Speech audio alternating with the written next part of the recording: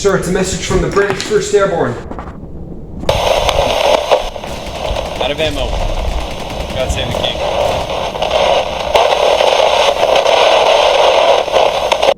Come in. HQ to British Airborne. HQ to Airborne. Come in. HQ to Airborne. Come in.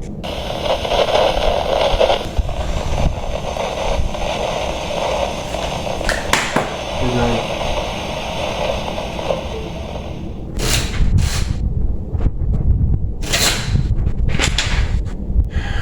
There we go. Hello everyone. Today we will be talking about the unfortunate events that occurred in late September of 1944. So, if you would care to join me for today's episode, Operation Market Garden, hosted by yours truly, World War II in the Eyes of the Beholder.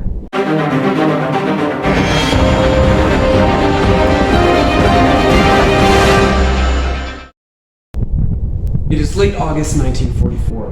The Allies have been flying through France and much of German-occupied Europe with ease. The Allies have liberated Paris, most of France, and most of Belgium. The front lines are at a standstill as the Germans retreat back a good distance. At this point, the Allies are trying to find a way to finish the war as quickly as possible. At this point in the war, the only things that stand between the Allies and Berlin are the Rhine River and the Siegfried Line. The Siegfried Line is a hastily made defensive position made of half-strength units and tired units.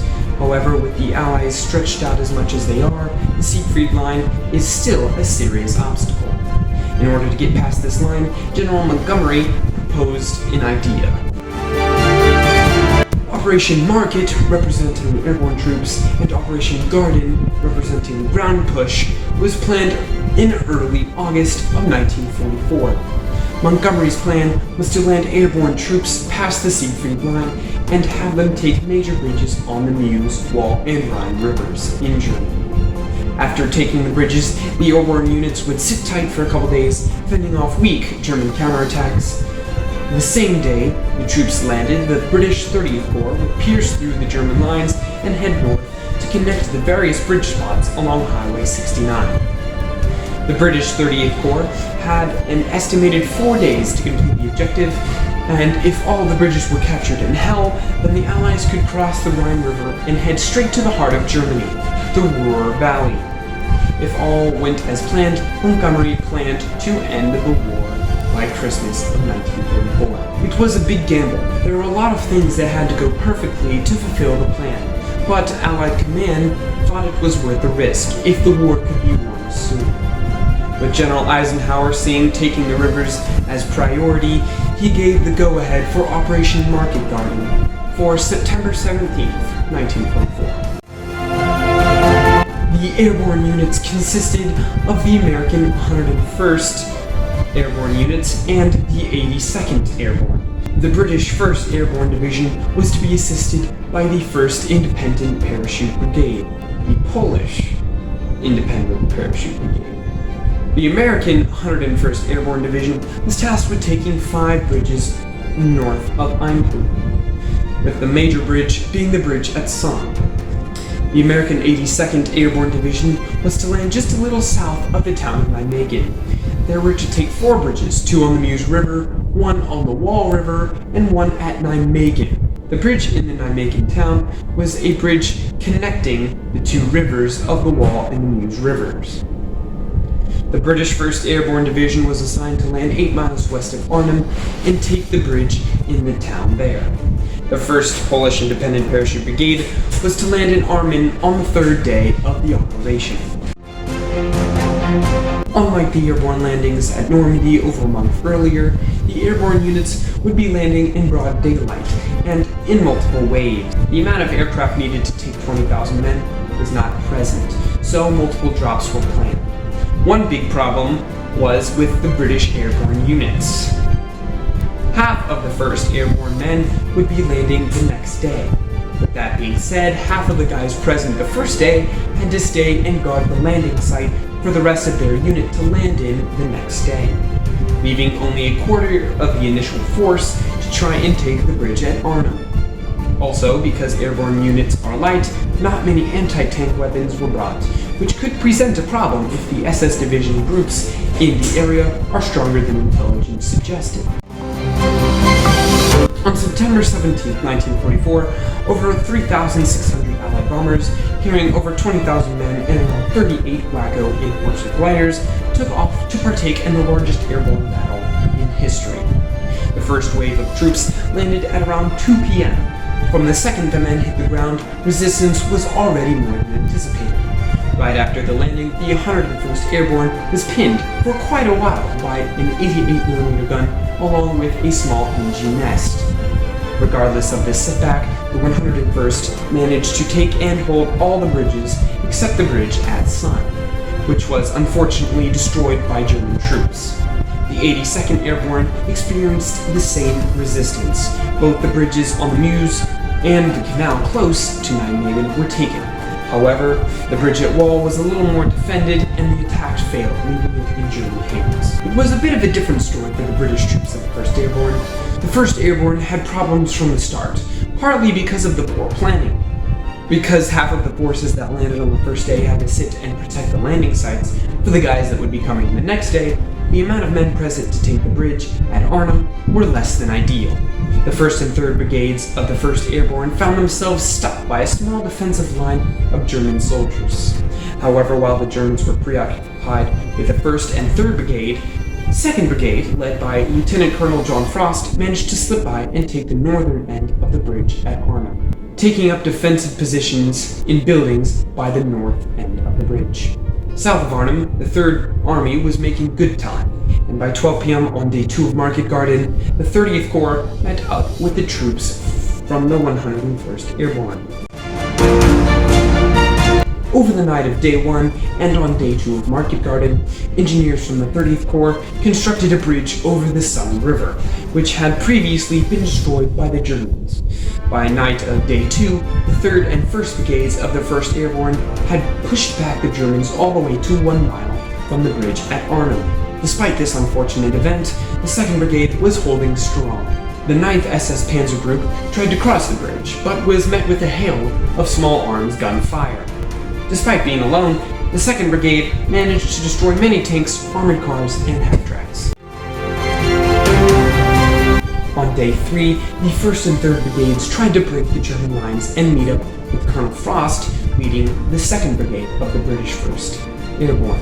However, after being brutally defeated by German resistance outside of Arnhem, the 1st and 3rd Brigades, seeing no hope of meeting up with 2nd, turned around and headed back to the landing site where they would potentially try and meet up with the 1st Polish Airborne. The weather on the 20th of September was not good, so despite the 1st Polish unit being all the hope they had left, they did not fly in and their landing was postponed a couple days. Also, on day 3, the Allied advance in Belgium lost momentum. The 30th Corps, assisted by the 101st, was under intense artillery, making Highway 69, or Hell's Highway, as it was known by the Americans, nearly impassable.